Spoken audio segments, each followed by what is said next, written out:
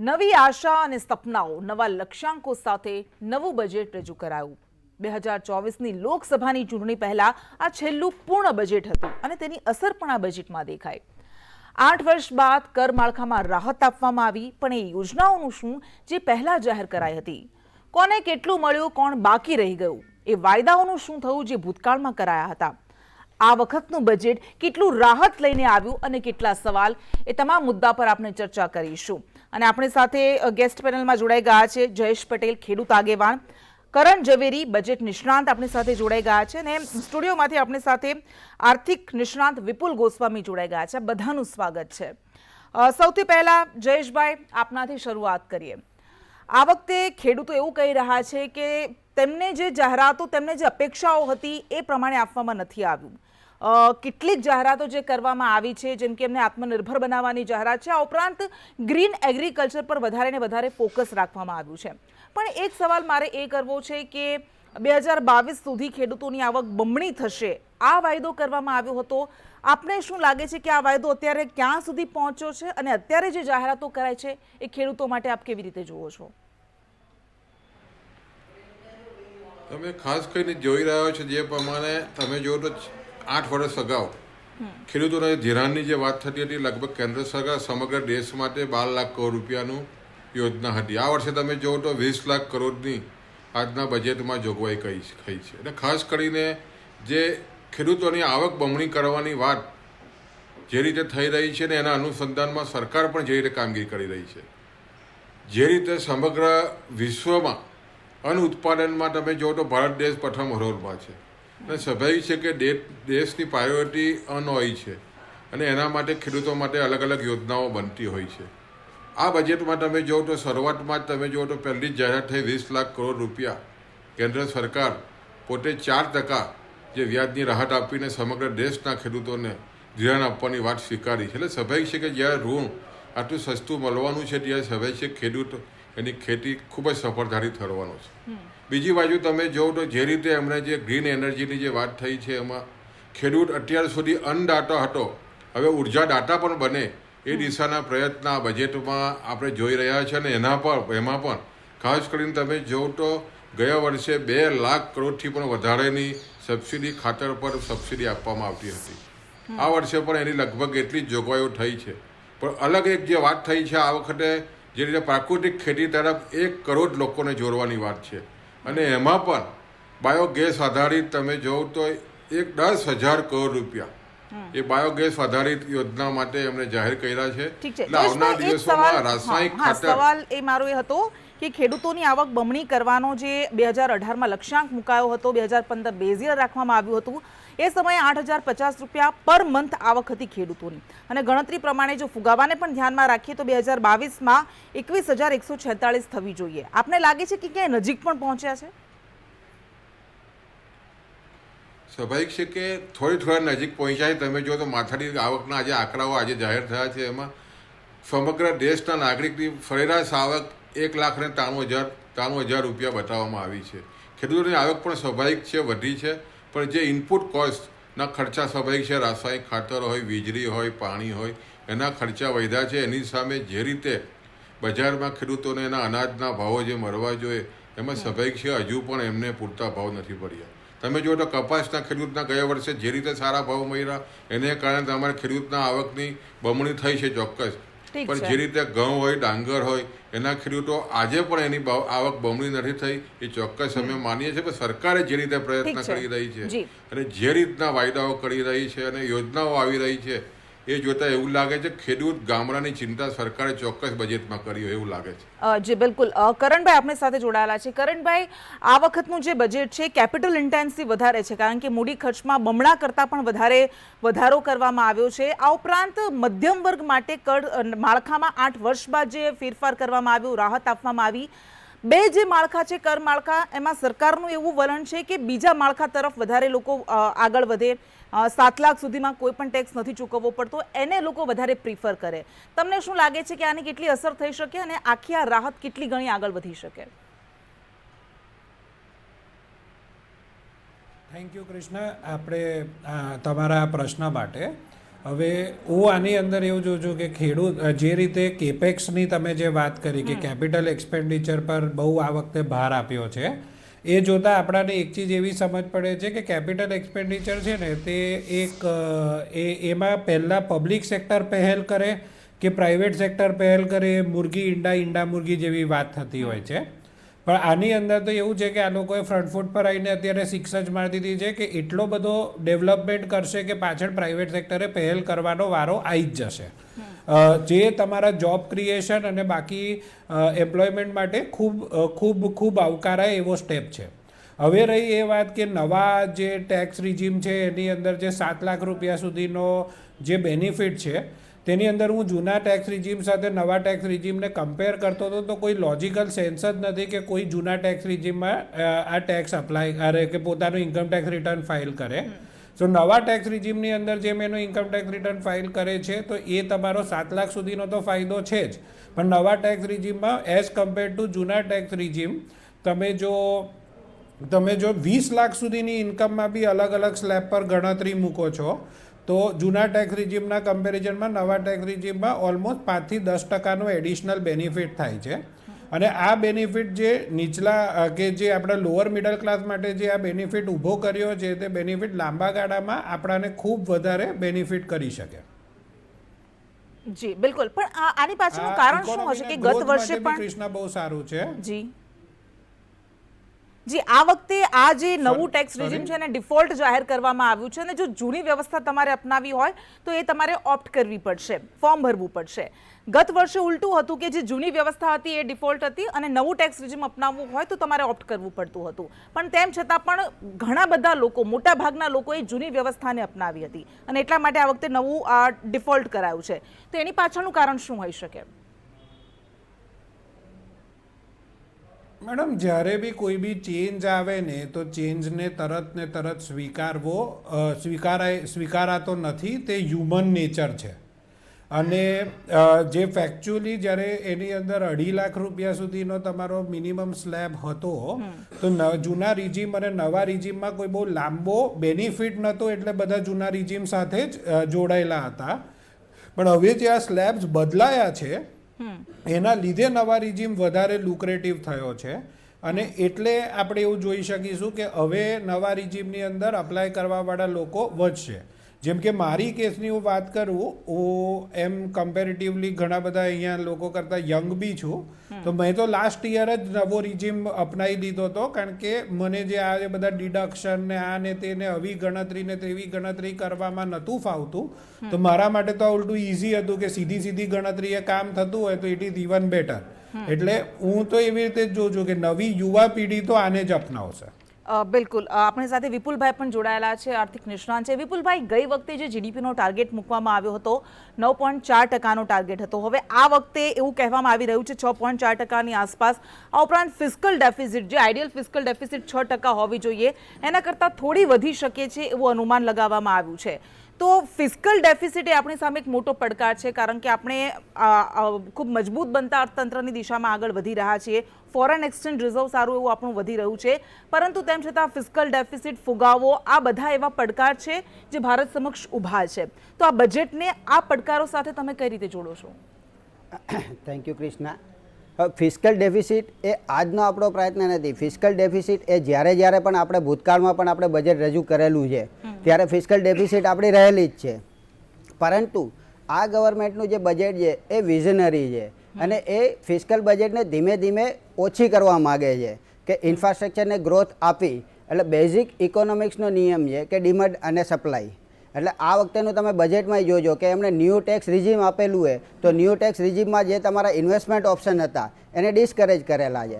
તો એનો મતલબ શું થશે કે લોકો પાસે પૈસા આવશે તો પૈસા વાપરશે. ઇકોનોમિકની દ્રષ્ટિએ જોઈ તો એ પર્ચેસિંગ પાવર લોકોનો વધશે અને જે પર્ચેસિંગ પાવર વધશે તો ડિમાન્ડ વધવાની છે, ડિમાન્ડ વધશે તો ઇકોનોમીએ સપ્લાય વધારવો પડશે અને એ જ રીતના આ સાયકલ આગળ જતી રહેશે. તો ધીમે ધીમે ગવર્મેન્ટનો પ્રયત્ન છે કે ઇકોનોમિક જે આપણી ડેફિસિટ જે છે એ આપણે ધીમે ધીમે ઓછી કરવી.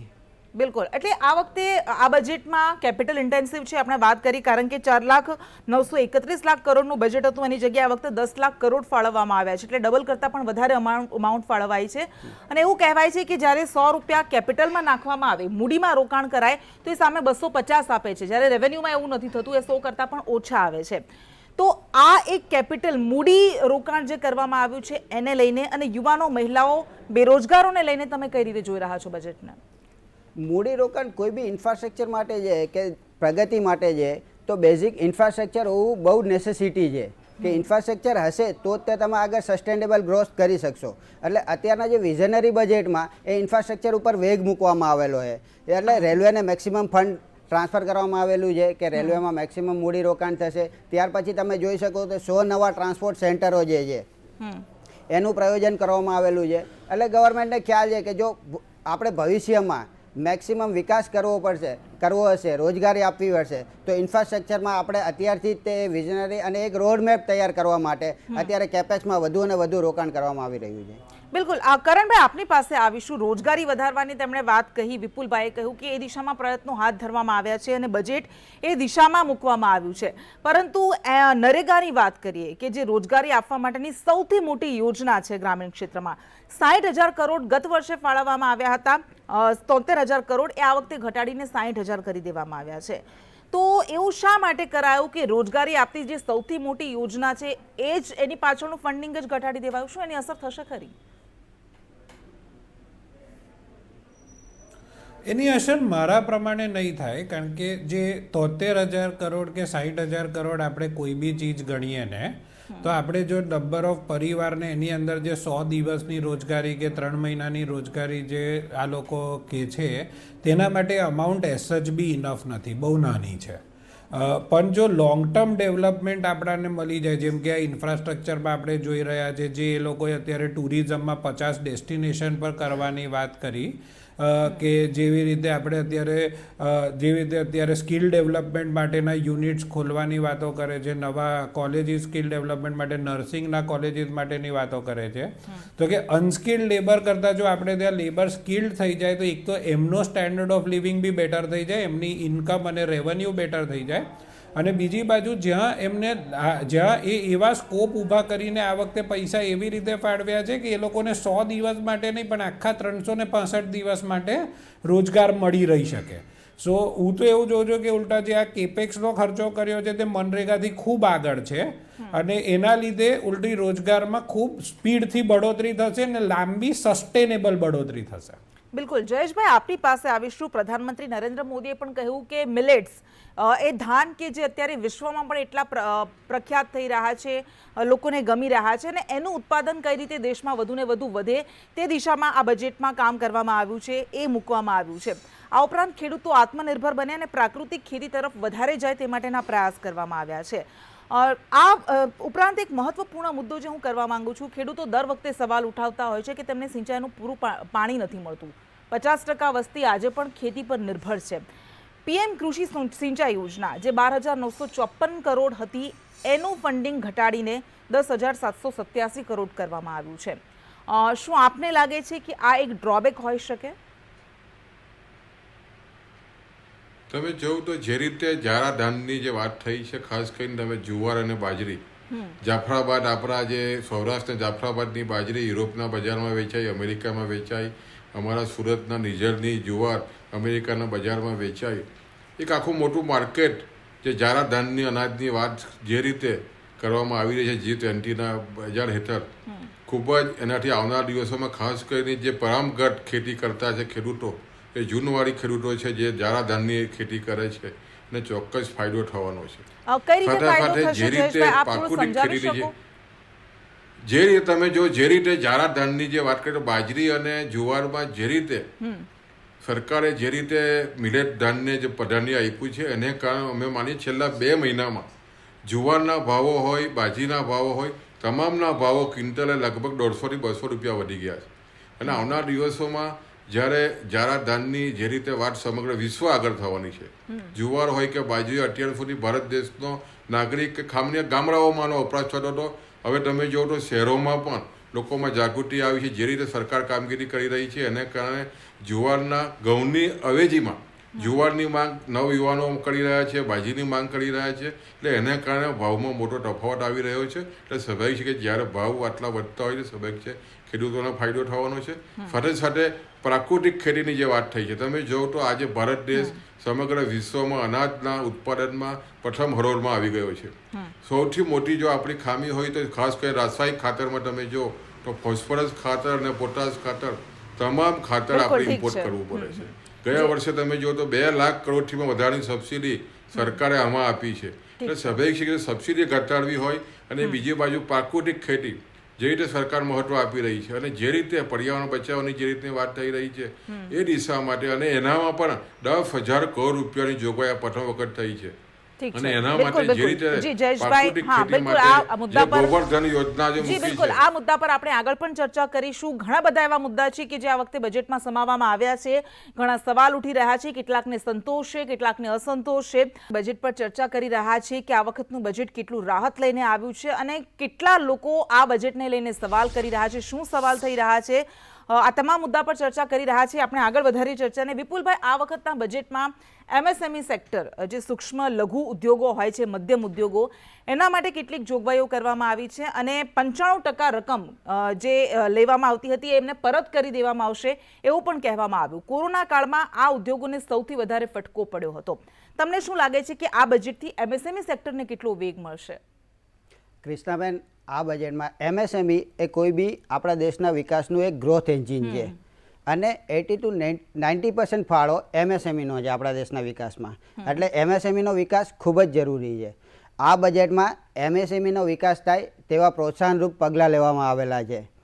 MSME માટે સ્પેશિયલ ફંડની જે CGTMSEમાં અનસિક્યોર લોન આપવામાં આવે છે તેની ગ્રાન્ટમાં પણ વધારો કરાવેલો છે ગવર્મેન્ટ દ્વારા. પ્લસ એના જે ટેક્સ કમ્પ્લાયન્સ છે કે જે અત્યાર સુધી એની લિમિટ 2 કરોડ હતી તેની લિમિટ વધારી અને 3 કરોડ કરેલી છે એના ઓડિટના. એટલે ટેક્સ કમ્પ્લાયન્સમાં એમને ઇઝીનેસ આપવામાં આવેલી છે. આ ઉપરાંત MSME માટે ઇઝ ઓફ ડુઈંગ બિઝનેસ બની રહે એ માટે જનવિશ્વાસ એક સ્કીમ, જનવિશ્વાસમાં એમેન્ડમેન્ટ કરવામાં આવશે અને એના દ્વારા 39,000 કમ્પ્લાયન્સ એવા છે જે સરળ આપણી પાસે બહુ સમયનો અભાવ છે, 1 જ મિનિટ આપણી પાસે બચી છે. સંક્ષિપ્તમાં આપણે જવાબ લઈ લઈએ. કરણભાઈ, ફુગાવાને કેવી રીતે નાથી શકાશે? ફુગાવાને નાશવા માટે એમને 2 ચીજો જે કરેલી છે. જો ફુગાવો એવો ટોપિક છે જે ફુગાવો એકચ્યુઅલી ખાલી ઇન્ડિયામાં નથી, આખી દુનિયામાં છે અને આખી દુનિયામાં હોય તો એ વધારે વર્લ્ડ કમોડિટી પ્રાઇઝીસ સાથે રિલેટેડ છે અને ફુગાવાને એઝ સચ બજેટની અંદર એમે નહીં આવરાય કે એના પર કશો ફોકસ લાંબો ચોડો નહીં થાય. એ આપણાને 6 ફેબ્રુઆરીએ જ્યારે શશિકાંત દાસની મોનેટરી પોલિસીની મિટિંગ થશે ત્યારે આપણાને જોવા મળશે કે વ્યાજદર વધારીને કઈ રીતે ફુગાવાને કંટ્રોલ કરે છે. પણ ફુગાવાના કંટ્રોલનો કોઈ બહુ મોટો લાંબો ચોડો ઉલ્લેખ બજેટમાં હોવો બી ના જોઈએ અને છે બી નથી. ઠીક છે જયેશભાઈ, છેલ્લી ખૂબ જ ટૂંકમાં આપની ટિપ્પણી. ખેડૂતો માટે આપણા માટે કેવું આ બજેટ? જોઈએ તો સ્વાભાવિક છે કે જે રીતની વાતો થઈ છે જોતા ખેડૂત અને ગામડાનું બજેટ ચોક્કસ કહી શકાય.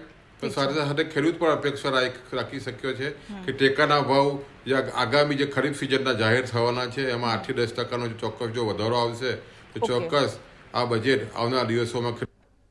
જી બિલકુલ. એટલે ઘણી બધી અપેક્ષાઓ છે. ખેડૂતો આશા રાખી રહ્યા છે, યુવાનો, મહિલા, તમામ સેક્ટરના લોકો આશા રાખી રહ્યા છે કે આ બજેટ એમના માટે એમના જીવનમાં એક નવી દિશા લઈને આવી શકે, કંઈક પોઝિટિવિટીનો સંચાર કરી શકે. આ બધા જ અમારી સાથે જોડાયા. ખૂબ ખૂબ આભાર આપનો. અને બજેટની જાહેરાત કરવામાં આવી છે. ઓવર પ્રોમિસ અંડર કમિટમેન્ટ એવું કહેવામાં આવે છે વિરોધ પક્ષ દ્વારા, વિપક્ષ દ્વારા. પરંતુ વાસ્તવમાં આ બજેટ જે જાહેરાતો કરાય છે એનું કેટલું અમલીકરણ કરે છે એ દિશામાં આપણે જોવું પડશે. આ સાથે જ બુલેટિનમાં હાલ બસ આટલું. નમસ્કાર.